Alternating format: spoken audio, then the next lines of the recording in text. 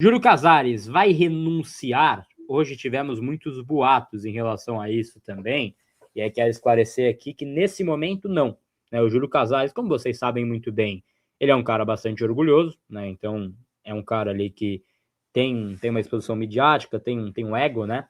E ele, nesse momento, ele ainda não entende que está insustentável para continuar no São Paulo. Tem Polícia Civil investigando, isso deve arrastar lá para janeiro, tem muita pressão, tem mais coisa por vir também, mais coisa por sair. Já deixo isso adiantado para vocês. Hoje, por exemplo, fiquei a tarde inteira numa apuração séria, né, em relação a esses próximos passos. Então, cara, tem muita coisa em relação ao futuro do clube. Nesse momento, ele não vai renunciar. Agora, Fê, entra aquela coisa. É um caso curioso do Júlio, porque o Leco, por exemplo, quando ele estava sendo xingado, ele foi xingado no último ano, praticamente, do seu mandato. Né? Em 17 ele já era xingado, já tinha ali críticas, e aí ele teve ali mais alguns anos para, enfim, continuar. Mas o auge do fora Leco, da ofensa, do xingamento, ele até teve ali uma sorte, entre aspas, que foi na pandemia, né? Depois do encerramento da sua gestão, do seu mandato.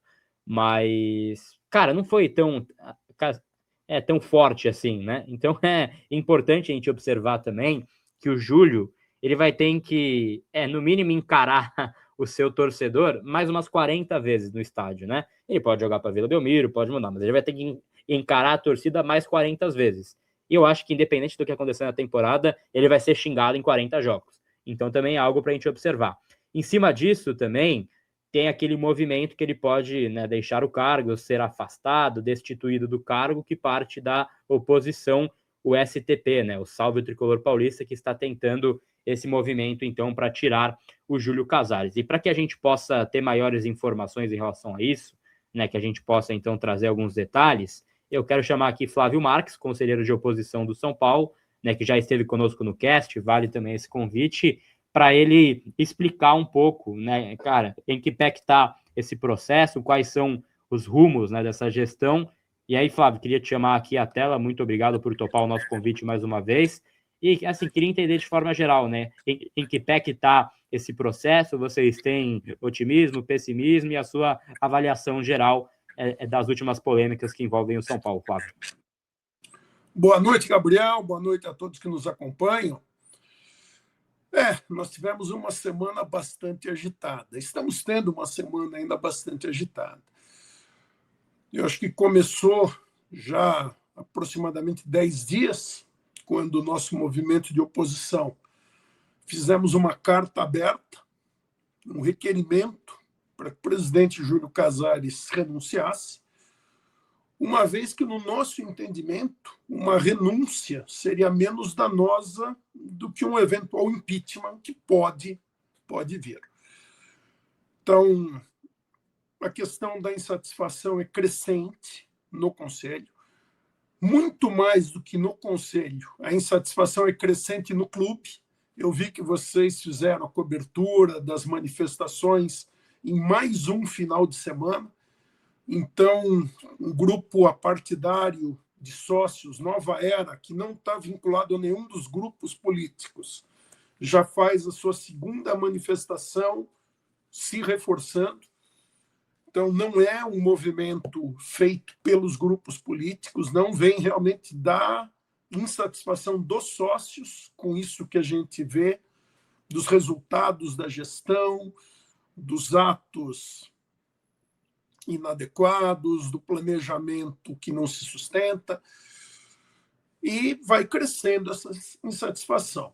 E nesse cenário, nós temos uma iniciativa que está em andamento, o nosso coordenador geral operacional da oposição, Miguel de Souza, está em vias de protocolar um documento que é uma solicitação de reunião extraordinária do Conselho para debater a possível destituição do presidente. Então, é um processo absolutamente dentro da normalidade estatutária de São Paulo, não tem nada que seja fora das regras. Então, uma vez protocolado esse documento, o presidente do Conselho tem um prazo para convocar essa reunião. É uma reunião onde é dada abertura para o debate, para ampla defesa, ampla discussão dos temas pró e contra, e a decisão é a decisão pelo Conselho, que exige uma maioria qualificada de 2/3. Então, essa é a situação desse processo hoje. Então, hoje, inclusive, eu não estive envolvido nas atividades. Realmente, quem está coordenando isso é o Miguel de Souza. E acho que assim que ele tiver notícias definitivas, acho que todos vocês vão receber o comunicado, consenso no movimento, que assim que tiver protocolado, toda a imprensa, todos os canais, os blogs, redes sociais, devem ter a confirmação do teor completo do documento e a lista total dos signatários. É isso, Flávio. E só para passar para o Fê também fazer a pergunta, acho que tem um papel no seu rosto, algo assim, então só para te deixar esse toque aí também, agora sim, maravilha.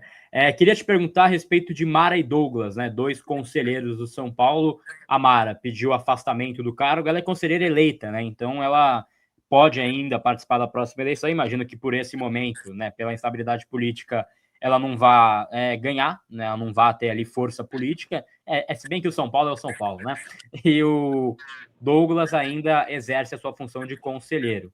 Existe um foco maior dessa oposição do São Paulo nesse momento em tirar Mara e Douglas de qualquer atividade que tenha uma ligação com o São Paulo? Na verdade, assim como o presidente do Conselho já havia feito um encaminhamento do tema para a Comissão de Ética, nós fizemos um reforço desse encaminhamento também à Comissão de Ética. O grupo de conselheiros do Salve Tricolor Paulista. E agora é aguardar o trabalho da Comissão de Ética. Eu acho que todos tiveram acesso inicialmente ao extrato de 12 minutos dos áudios, depois tiveram acesso aos 40 e tantos minutos do áudio completo. Eu acho que não há nenhuma questão de se questionar os fatos, acho que é uma questão de, como se fala, da dose da penalidade. Então, que o Conselho de Ética trabalhe de forma imparcial, de forma racional, é a nossa expectativa. Então, que sejam aplicadas as penas dentro do que prevê o Estatuto. E o Estatuto tem toda uma graduação, que vai desde a advertência, passa por suspensões mais leves, pode ser, inclusive, uma pena de ressarcimento, no caso da comprovação de prejuízo financeiro ao clube, e até casos de penas mais duras, como perda de cargos, perda de mandatos e até a exclusão do quadro social. Mas o que havia para ser feito na nossa parte como oposição foi feito, então protocolamos a nossa representação para que eles sejam julgados, e agora vamos ter que contar aí com o bom senso, com a capacidade profissional, com a seriedade dos 5 membros da Comissão de Ética. A oposição protocolou também, junto à comissão disciplinar, uma representação contra o senhor Márcio Carlomagno de Araújo, por ser sócio do São Paulo. Então, foi citado, entendemos que aqueles áudios indicavam que ele tinha ciência dos fatos, mas que não tomou as ações cabíveis à sua função. Então, de novo, fizemos a nossa parte, agora temos que contar com o trabalho sério, a análise racional e isenta da comissão disciplinar. Isso, perfeito. Felipe Oliveira, a sua pergunta para o Flávio Marques, nosso convidado, conselheiro de oposição do São Paulo. Flávio, muito obrigado por ter aceitado o convite, estar falando aqui com a gente. Eu acho que é muito importante, cara, a gente escutar também da oposição hoje como está sendo feito esse trabalho de investigação, como vocês olham para esse trabalho de investigação que vem sendo feito no São Paulo. A gente gosta de falar que ninguém gostaria de ouvir isso que está acontecendo. mas é de importância para a gente descobrir quem são as laranjas podres. Eu queria você que você explicasse como a oposição enxerga esse movimento. Enxerga com bons olhos? Não vê com bons olhos? Queria entender isso de você. Então, exatamente como você disse, às vezes é coisa que a gente não gostaria de ouvir, nenhum de nós gosta de ouvir que o São Paulo está envolvido em investigações policiais, Ministério Público. Definitivamente isso não é bom, não é um fato positivo para a imagem do São Paulo. Acho que vocês mesmo questionavam agora há pouco no programa, puxa vida, será que os jogadores, será que esse tipo de coisa pode influenciar, tornar mais difícil a tarefa do Rui Costa, do Biasotto, de contratar jogadores? Eu acho que sim. Mas precisamos ser claros, o problema não está na imprensa que noticia, o problema não está no Ministério Público que encaminha e o problema não está na autoridade policial que investiga. O problema está, e isso que a investigação vai mostrar, o problema está em se alguém estiver realmente levando vantagens indevidas, estiver desviando recursos. E é isso que nós esperamos como oposição, como são paulinos acima de tudo, como conselheiros, como sócios, mas acima de tudo como são paulinos, que seja esclarecido. Ah, não, olha, foi apenas um boato, como é muito dinheiro, teve ali agente de um jogador que acabou não sendo contratado, então a pessoa ficou com inveja, fez uma declaração falsa, fez um falso testemunho, quis sujar a imagem das pessoas que estão trabalhando. Talvez que seja investigado, que se vá a fundo, que o São Paulo Futebol Clube colabore dentro do que for necessário para se chegar a essa situação. Então, é lamentável, mas eventualmente são males que podem vir por bem. Se forem identificados problemas, que sejam punidos, eventualmente os culpados, que sejam tirados e deixem de atrapalhar o São Paulo. Então, como oposição, nesse momento, nos resta acompanhar mais à distância. Temos no nosso grupo pessoas da área do direito que estão acompanhando de forma mais próxima esses processos, inclusive que conseguem conversar com promotores, conversar com delegados, porque tem essa competência, tem essas atribuições até em sua carreira profissional. Não é o meu caso. Boa, para a gente fechar então, Flávio, queria te perguntar a respeito da votação do orçamento, que foi por pouco, né? 5 votos aí foi aprovado esse orçamento. E aí eu queria te perguntar, também, né, já puxando para um lado de uma autocrítica da atual oposição do São Paulo, porque a gente pode concordar que com essa conjuntura política que está desenhada, cara, nunca foi tão fácil para crescer a oposição no São Paulo. Né, vocês agora conseguiram unificar, enfim, um grupo, né, eram 3 grupos, agora conseguiram unificar no STP, você é um dos caras aí mais ativos dessa oposição. Agora, eu não posso deixar de mencionar o fato de que nessa votação, né, que foi por 5 votos, que foi uma votação apertada, alguns conselheiros da própria oposição não souberam votar, não conseguiram votar, né, de forma contrária ali ao orçamento. Você não acha que, antes de olhar para o externo, né, e achar algumas alternativas, a oposição de São Paulo hoje não deveria também ter uma autocrítica de tentar juntar os cacos, ter uma união maior para aí sim poder combater o resto que já é hoje grandioso no São Paulo, Flávio? Bom, inicialmente sobre a questão do processo de votação. Eu estou há 2 anos no Conselho. Esse sistema de votação praticamente veio depois da pandemia, 2022, e mesmo em outras oportunidades, eu até cito março de 2024, eu já fazia parte do Conselho. Na mesma data, tivemos 2 reuniões, uma ordinária e a outra extraordinária, com votações na ordinária, votações na extraordinária, e houve apenas um link.